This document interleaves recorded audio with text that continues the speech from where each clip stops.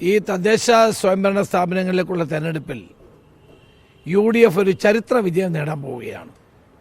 2010 ഞാൻ KPC president ആയിരുന്നപ്പോഴാണ് കേരളത്തിലെ ഏറ്റവും വലിയ വിജയമുണ്ടായത്.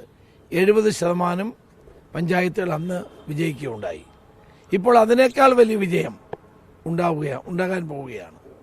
കേരളത്തിലെ ജനങ്ങൾ പ്രത്യേകിച്ചും ഈ ശബരിമലയുടെ പശ്ചാത്തലത്തിൽ സർക്കാരിനോടും സർക്കാരിന് നേതൃത്വം കൊടുക്കുന്നവരോടും കടുത്ത പ്രതിഷേധത്തിലാണ്.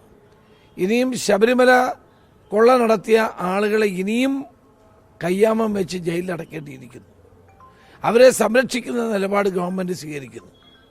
ഒരു കാര്യം ഞാൻ പറയാൻ ആഗ്രഹിക്കുന്നു, അയ്യപ്പനോട് കളിച്ചിട്ടുള്ളവരാരും രക്ഷപ്പെട്ടിട്ടില്ല. ഇത് വൻതോതിൽ വലിയ ആളുകൾ ഇനി കുടുങ്ങേണ്ടിയിരിക്കുന്നു.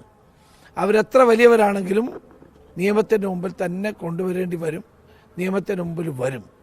തന്നെയുമല്ല, വിലക്കയറ്റം കൊണ്ടും തൊഴിലില്ലായ്മ കൊണ്ടും കഷ്ടപ്പെടുന്ന കേരളത്തിലെ ജനങ്ങൾ ഈ സർക്കാരിന് എങ്ങനെ വോട്ട് ചെയ്യാൻ കഴിയും? സർക്കാർ വിരുദ്ധ വികാരം വളരെ ശക്തമാണ്.